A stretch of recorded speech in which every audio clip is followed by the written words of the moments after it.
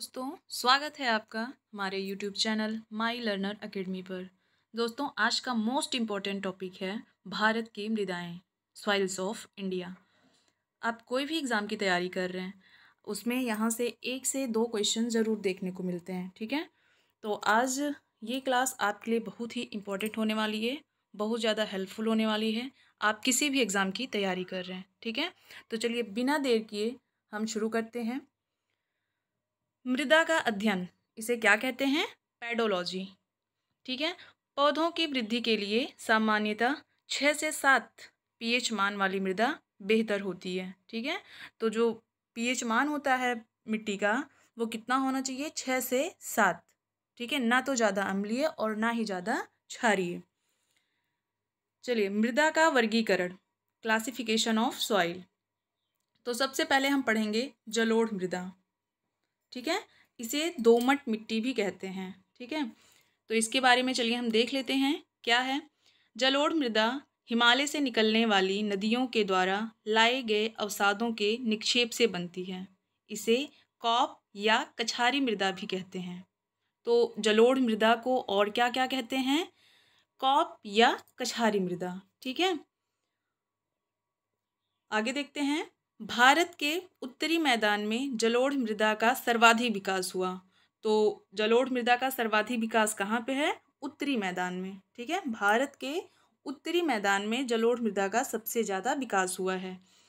यह भारत में सबसे ज़्यादा पाई जाने वाली मिट्टी है। तो सबसे ज़्यादा पाई जाने वाली मिट्टी कौन सी है? जलोढ़ मिट्टी। इसका विस्तार क्या है? इसका विस्तार है 15 लाख वर्ग किलोमीटर और कृषि के लिए ये सबसे अधिक उपयोगी है। ठीक है, 15 लाख वर्ग किलोमीटर में इसका विस्तार है और कृषि के लिए ये सबसे ज़्यादा उपयोगी मिट्टी है और गहन कृषि के लिए ये सबसे ज़्यादा उपयोगी है। ठीक है, चलिए आगे बढ़ते हैं। इसमें पोटास और चूना पर्याप्त मात्रा में पाया जाता है। क्या पाया जाता है? पोटास और चूना। सबसे ज़्यादा इसमें पोटास और चूना पाया जाता है। लेकिन फास्फोरस, नाइट्रोजन और ह्यूमस की कमी होती है। किसकी कमी होती है? फास्फोरस, नाइट्रोजन और ह्यूमस इसमें कम होते हैं। ठीक है, चलिए हम आगे पढ़ते हैं। अब देख लेते हैं जलोढ़ मिट्टी। इसमें भी 2 प्रकार के होते हैं। 2 तरह की जलोढ़ मिट्टी होती है। कौन कौन सी? एक होती है पुरानी और एक है नवीन या नई। ठीक है, तो जो पुरानी जलोढ़ मिट्टी है इसे हम कहते हैं बांगर। क्या कहते हैं? बांगर। और जो नई जलोढ़ मिट्टी है इसको कहते हैं खादर। ठीक है, चलिए उसके बाद देख लेते हैं ये जलोढ़ मिट्टी के बारे में। इसे बलुई मिट्टी भी और चिकनी मिट्टी, ये 2 प्रकार से और इसे हम डिवाइड कर सकते हैं। क्या क्या? एक बलुई दोमट और एक चिकनी दोमट या चिकनी जलोढ़। ठीक है, जो बलुई दोमट होती है ये इसकी जल ग्रहण करने की जो क्षमता होती है वो कम होती है। बालू में जो जल ग्रहण होता है, जल सोखने की जो क्षमता होती है वैसे भी कम होती है, आप जानते हैं, तो कॉमन सेंस की बात है। तो जो बलुई दोमट होगी उसकी जो है जल ग्रहण करने की जो क्षमता है वो कम होती है और जो चिकनी जलोढ़ होती है उसमें जल ग्रहण करने की जो क्षमता होती है वो ज़्यादा होती है। चलिए नेक्स्ट हम देखते हैं। भारत में जलोढ़ मृदा के अधिकांश क्षेत्र का संबंध अर्धशुष्क जलवायु से होने के कारण इसके ऊपरी हिस्सों में क्षारीय तत्वों की अधिकता रहती है। तो इसमें इसके जो ऊपरी हिस्सा है इसका जलोढ़ मिट्टी का, उसके ऊपरी हिस्सों में क्षारीय तत्वों की क्या होती है? अधिकता होती है। ठीक है, ये सारे जितना पढ़ रहे हैं लाइन टू लाइन, ये मोस्ट इम्पॉर्टेंट है। इसमें कोई भी फालतू का कंटेंट नहीं है। जितना आप पढ़ रहे हैं ये सब line to line, word to word exam में किसी ना किसी एग्ज़ाम में आए हुए हैं। ठीक है, तो आप बिल्कुल भी मिस ना करिएगा। और आगे देखिए, इसमें मृदा संस्तर नहीं पाई जाती है। मृदा संस्तर का मतलब समझते हैं? Soil profile. जो लेयर्स होती हैं, लेयर्स आप पढ़े होंगे, मिट्टियों के लेयर्स जो होते हैं, जैसे अर्थ में आप पढ़े हैं लेयर्स होते हैं, धरती के लेयर्स होते हैं, तो इसमें वो लेयर्स नहीं होते हैं। ठीक है, चिकनी मिट्टी में या जलोढ़ मिट्टी में लेयर्स नहीं पाए जाते, उन्हीं को कहते हैं मृदा संस्तर। ठीक है, तो इसमें मृदा संस्तर नहीं पाई जाती है। इसमें मुख्यतः, अब इसमें कौन कौन सी फसलें उगाई जाती हैं? वो आप देखिए, गेहूँ, गन्ना, धान, दाल, तिलहन, जूट, ये सब क्या, गेहूँ, गन्ना, धान, दाल, तिलहन, जूट आदि इसमें फसलें उगाई जाती हैं। ठीक है, आगे देखिए, पौधों की वृद्धि के लिए 18 पोषक तत्वों की आवश्यकता होती है। कितने पोषक तत्वों की आवश्यकता होती है? 18। अब वो 18 पोषक तत्व कौन कौन से हैं, उनका वर्गीकरण हम देखते हैं आगे। ठीक है, चलिए देखते हैं। तो वो 18 पोषक तत्व जो हैं उनको हम 3 वर्ग में डिवाइड करते हैं, 3 भाग में। कौन कौन से? प्राथमिक, द्वितीयक और तृतीयक। तृतीयक, जो तृतीयक है, तीसरी श्रेणी है, उसको हम सूक्ष्म में रखते हैं। ठीक है, क्योंकि ये सूक्ष्म तत्व हैं, इनको इसलिए हम सूक्ष्म में रखते हैं। ठीक है, तो प्राथमिक में क्या है, ये देखिए, ये हॉक और एनपीके जो है, ये हमने ट्रिक बनाया हुआ है। इनको हम ऐसे भी करते हैं, हुक नाप के, ऐसे पढ़ सकते हैं, हुक नाप के। ठीक है, तो हुक से देख लीजिए ये सारे जो हैं कौन कौन से तत्व हैं। H से हाइड्रोजन, O से ऑक्सीजन, और ये C है, K नहीं है, ये C है, C से कार्बन। ये हो गया हुक। और नाप के का मतलब N for nitrogen, P for phosphorus और K फॉर पोटेशियम। ठीक है, K से होता है पोटेशियम। आप केमिस्ट्री अगर पढ़े होंगे तो आपको पता होगा, K से क्या होता है? पोटेशियम। तो ये 6 तत्व हैं, ये प्राथमिक में है, इन्हें याद रखना सबसे ज़्यादा ज़रूरी है। उसके बाद द्वितीयक में बस 3 तत्व हैं, तो आप इन्हें याद रख सकते हैं। कौन कौन सा? Magnesium, calcium, sulphur. ठीक है, अब बचे ये सूक्ष्म तत्व। अब ये सूक्ष्म तत्व अगर आप नहीं याद करेंगे तो भी चलेगा, क्योंकि ये प्राथमिक और द्वितीयक की अभी तक के एग्जाम में पूछे गए हैं, ये सूक्ष्म अभी पूछे नहीं गए हैं। ठीक है, लेकिन आप इन्हें अगर पढ़ना चाहते हैं तो पढ़ लीजिए। सूक्ष्म में कौन कौन से हैं? मैग्नीज, बोरॉन, आयरन, तांबा, जिंक, मॉलिब्डेनम, कोबाल्ट, क्लोरीन और सोडियम। ठीक है, तो आप ये प्राथमिक के 6 तत्व और ये द्वितीयक के 3 तत्व अगर आप इन्हें याद कर लेंगे तो बाकी बचे ये सूक्ष्म तत्व अपने आप अगर एग्ज़ाम में आता है तो वो क्लिक करेगा माइंड में। ठीक है, वो माइंड में क्लिक करेगा अपने आप, अगर ये 6 और 3 9 आपको याद है तो। ठीक है, तो ये 6 और 3 9, प्राथमिक 6 और द्वितीयक 3, ये आप याद कर लीजिए बस। ठीक है, चलिए हम आगे बढ़ते हैं। अब इसके बारे में नेक्स्ट क्या है, जिस मिट्टी में नाइट्रोजन की कमी होती है वहाँ कीटभक्षी पौधे होते हैं। ठीक है, तो जहाँ पर जिस भी मिट्टी में नाइट्रोजन की कमी होगी वहाँ पे जो पौधे होंगे वो कैसे होंगे? कीटभक्षी होंगे। ठीक है, अब वो कीटभक्षी पौधों का कुछ यहाँ पे हम एग्जाम्पल लिए हुए हैं, वो आप देखिए क्या है। ड्रोसेरा, घटपर्णी, वीनस, फ्लाई ट्रैप, पिचर आदि, ये कीटभक्षी पौधे हैं कुछ। ठीक है, तो जिस मिट्टी में क्या होता है, नाइट्रोजन की कमी होती है, वहाँ के जो पौधे होते हैं वो कैसे हो जाते हैं? कीटभक्षी। ठीक, चलिए हम आगे बढ़ते हैं। अब दूसरा प्रकार है मिट्टी का, लाल मिट्टी, रेड सॉइल। ठीक है, इसके बारे में चलिए हम देख लेते हैं। आपने अभी पढ़ा ये जलोढ़ मिट्टी या दोमट मिट्टी के बारे में, अब आगे आप पढ़ेंगे दूसरा प्रकार है मिट्टी का, लाल मिट्टी। ठीक है, रेड सॉइल। चलिए इसे देखते हैं इसके बारे में। यह भारत की दूसरी सबसे प्रमुख मृदा है। पहली सबसे प्रमुख मृदा कौन सी थी? वो जलोढ़ मिट्टी थी, या दोमट भी उसे कहते हैं। और दूसरी सबसे प्रमुख मृदा कौन सी है भारत की? लाल मिट्टी। ठीक है, इसका विकास दक्कन के पठार के पूर्वी तथा दक्षिणी भाग में कम वर्षा वाले उन क्षेत्रों में हुआ है जहाँ पर रवेदार आग्नेय चट्टानें पाई जाती हैं। ठीक है, तो इनका विकास कहाँ पे हुआ है? दक्कन के पठार के पूर्वी दक्षिणी भाग में। ठीक है, जहाँ पर कि कम वर्षा होती है उन क्षेत्रों में। ठीक है, और किस प्रकार के चट्टानों से अगर पूछा जाए तो पाई जाती हैं? रवेदार आग्नेय चट्टानों से ये पाई जाती हैं लाल मिट्टी। ठीक है, नेक्स्ट इसके बारे में देखते हैं। प्रायद्वीपीय पठार के अधिकांश क्षेत्रों में इस मिट्टी का विकास होने के कारण इसे मंडलीय मृदा भी कहते हैं। तो लाल मिट्टी का ये दूसरा नाम आप जान गए, इसे क्या कहते हैं? मंडलीय मृदा। क्यों कहते हैं? प्रायद्वीपीय पठार के अधिकांश क्षेत्रों में पाए जाने के कारण। ठीक है, इसका सबसे ज़्यादा विकास किस क्षेत्र में होता है? प्रायद्वीपीय पठार। ठीक है, इसलिए इसको क्या कहते हैं? मंडलीय मृदा कहते हैं। अब इसके बारे में हम नेक्स्ट देखते हैं।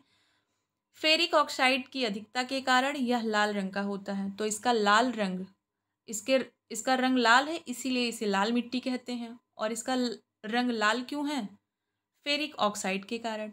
अच्छा, इस फेरिक ऑक्साइड को क्या कहते हैं? लौह ऑक्साइड भी कहते हैं। ये फेरिक का जो हिंदी नाम है वो है लोहा।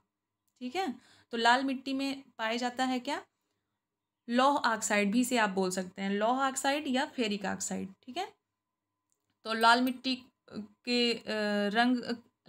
का रंग लाल होने का क्या कारण है? उसमें फेरिक ऑक्साइड की अधिकता। ठीक है, चलिए हम नेक्स्ट देखते हैं इसके बारे में। इस मृदा में नाइट्रोजन, फास्फोरस, पोटाश और ह्यूमस की कमी होती है। तो सभी मिट्टी में कुछ ना कुछ तत्व की कमी होती है और कोई ना कोई तत्वों की अधिकता होती है। तो अधिकतर जो है ये नाइट्रोजन और ह्यूमस, फास्फोरस, पोटाश, इसकी जो है कमी होती है। कौन सी मिट्टी में? लाल मिट्टी में। और ये मृदा अम्लीय प्रकृति की होती है। कैसी होती है? अम्लीय, मतलब एसिडिक होती है। ठीक है, चलिए लाल मृदा के बारे में हम और देख लेते हैं। इसका वर्गीकरण हुआ है। ये लाल मिट्टी एक तो महीन कण की होती है और एक दूसरी मोटी कण की होती है। तो जो महीन कण की होती है वो ज़्यादा उपजाऊ होती है, मतलब उर्वर होती है। ठीक है, और जो मोटी कण की होती है वो अनुर्वर होती है, मतलब कम उपजाऊ होती है। तो महीन कण वाली लाल मृदा उपजाऊ होती है, उर्वर होती है, और मोटी कण वाली लाल मृदा अनुर्वर होती है, मतलब अनुपजाऊ होती है। ठीक है, चलिए तो ये लाल मिट्टी के बारे में था, आपने देख लिया। जितने भी इम्पोर्टेंट इसमें थे वो सब आपने देख लिया। चलिए अब हम नेक्स्ट टाइप पढ़ते हैं। मृदा का नेक्स्ट टाइप है काली मृदा। इसे रेगुड़ मिट्टी भी कहते हैं। ठीक है, ब्लैक सॉइल या फिर रेगुड़ सॉइल। चलिए इसके बारे में देखते हैं क्या है।